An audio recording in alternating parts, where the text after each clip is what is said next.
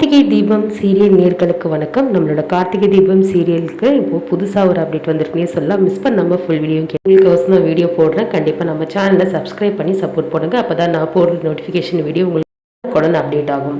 இப்போ என்ன நடக்குதுன்னு சொல்லிட்டு பார்க்கலாம்.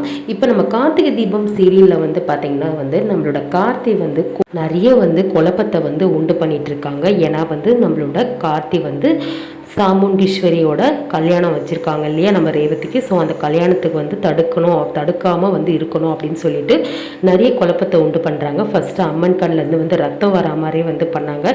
இப்போ அடுத்தது பார்த்திங்கன்னா பந்தக்கால் கோயில் சார்பாக நடுறும் போது பார்த்திங்கன்னா அம்மனோட தாலியை திருடி வச்சுக்கிறாங்க.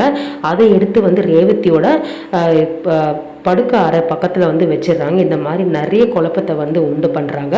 ஆனாலும் கார்த்தி என்ன பண்ணுறாரு, எப்படியோ கண்டுபிடிச்சிடுறாரு. கார் நிறுத்தி இருந்து அந்த பெட்ரோல் அந்த கிரீஸ் கீழே விழுந்திருக்கு. அதை பார்த்துட்டு வண்டி ஏதோ இங்கே ரிப்பேர் ஆகிருக்குன்னு சொல்லிட்டு பக்கத்தில் இருக்க இடத்துல தான் இங்கே கொடுத்துருப்பாங்கன்னு சொல்லிட்டு விசாரித்து பார்க்கும்போது எல்லாமே தெரிய வருது. அப்போ பார்த்திங்கன்னா அந்த ஆள் அதாச்சு அந்த தாலியை எடுத்தவன், அதாவது 3 பேர் வந்திருப்பாங்க. சிவனாண்டி, முத்து கூட பார்த்திங்கன்னா வேலைக்காரன் ஒருத்தர் வந்திருப்பான். அவனோட கார் தான் அது. அடியாள் அவர். அந்த காரில் நம்பர் நோட் பண்ணி அந்த கார் யார் எடுத்துகிட்டு வந்தான்னு சொல்லிட்டு ரிப்பேர் பண்ண அந்த மெக்கானிக் ஷெட்டில் இருக்க ஒருத்தர்கிட்ட கேட்டு கார்த்தி பார்த்திங்கன்னா கண்டுபிடிச்சி சிவனாண்டியை 4 போட்டு பார்த்திங்கன்னா தாலியை மீட்டு எங்கன்னு சொல்லிட்டு கேட்கும் போது எங்களுக்கு தெரியாதுன்னு சொல்லிட்டு சொல்லிடுறாரு. அது பார்த்திங்கன்னா ரேவதி கிட்ட தான் இருக்குது. ஆனால் கார்த்தி தெரியும் கண்டிப்பாக ரேவதி இதெல்லாம் பண்ண மாட்டாங்க, இவங்க தான் செஞ்சு இந்த சூழ்ச்சியை பண்ணியிருப்பாங்க அப்படின்னு சொல்லிட்டு இது ஒரு பக்கம் நடந்துட்டு இருந்தாலும் ரேவதியோட நலங்கு நடந்து முடிஞ்சிடும். கார்த்தி போனாலும் பார்த்திங்கன்னா அந்த நலங்கு பார்த்திங்கன்னா அது பார்த்திங்கன்னா வழக்கம் போல் நடந்துடும். இப்போது கல்யாணத்துக்கான அப்டேட் வந்திருக்கு. என்ன அப்படின்னு சொல்லிட்டு கேட்டிங்கன்னா நம்மளோட சாமுண்டீஸ்வரி தடல் புடலாக பார்த்திங்கன்னா கல்யாண ஏற்பாடு பண்ணுறாங்க. அப்போ பார்த்திங்கன்னா நம்மளோட மருது என்ன பண்ணுறாரு, சரி கல்யாணம் எப்படியாச்சும் நடந்துடணும், ரேவதியை கல்யாணம் பண்ணால் சாமுண்டீஸ்வரியோட முக்கால்வாசி சொத்து நம்மளுக்கு வந்துடும் அப்படின்ற மாதிரி ஆசையில் சந்திரகலாவும் அதுக்கப்புறம் மருது இவங்க 2 பேருமே இந்த நோக்கத்தோடு ரேவதிக்கு தாலி கட்டுறதுக்கு மருது போகிறாரு. அப்போ பார்த்திங்கன்னா ரேவதி கடைசி நிமிஷத்தில் அவங்க அம்மா கிட்ட சொல்கிறாங்க, அம்மா எனக்கு இந்த கல்யாணம் வேணாம் அப்படின்னு சொல்கிறாங்க. ரேவதிக்கு நம்மளோட சாமுண்டீஸ்வரி பயங்கர ஷாக் ஆகுறாங்க.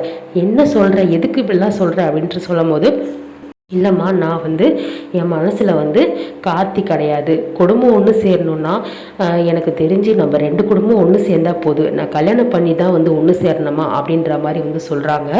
இல்லை ரேவதி, கல்யாணம் பண்ணால் இன்னும் குடும்பம் சொந்தம் விட்டு போகாமல் இருக்கும் அப்படின்ற மாதிரி நிறைய கதைகளை ரேவதி கிட்ட சொல்லி மைண்டை மாற்ற பார்க்குறாங்க. ஆனால் ரேவதிக்கு சுத்தமாக விருப்பம் இல்லை அப்படின்றத கடைசி நிமிஷத்தில் நம்மளோட சாமுண்டீஸ்வரி கிட்ட சொல்லிடுறாங்க.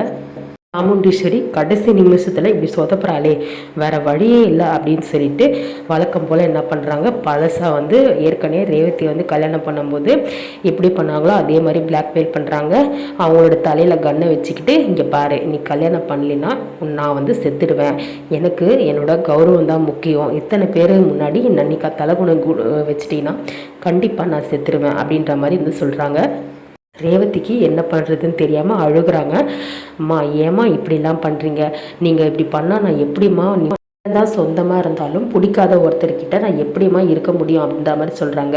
ஆனால் சாமுண்டீஸ்வரி கடைசி வரைக்கும், இல்லை ரேவதி, எனக்கு என்னோட கௌரவம் தான் முக்கியம், குடும்ப சந்தோஷமும் நான் முக்கியம்னு நினைக்கிறேன், நீ தயவு செய்து கல்யாணம் பண்ணிக்கோ, அதுக்கப்புறம் உன்னோட வாழ்க்கை நான் மாற்றி காட்டுறேன் உனக்கு பிடிச்ச மாதிரி அப்படின்ற மாதிரி சொல்கிறாங்க.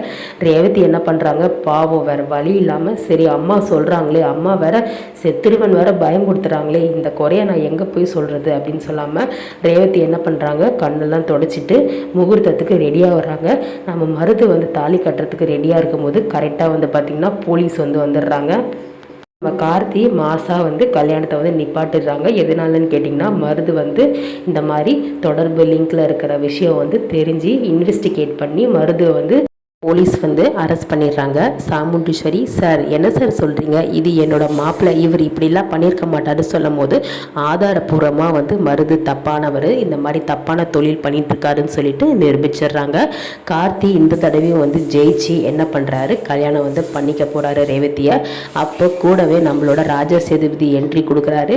கொடுத்து என்ன பண்ணுறாரு, மாசா என் பேரை தாலி கட்டட்டும்னு சொல்லிட்டு ரேவதி கிட்ட எல்லா உண்மையும் சொல்லி நம்ம கார்த்தி வந்து மருது அரெஸ்ட் பண்ணி வச்சு கல்யாணம் வந்து பண்ணிக்கிறாரு. திருப்பியும் சாமுண்டீஸ்வரிக்கு என்ன பண்ணுறதுனே ஒன்றுமே வந்து புரியல.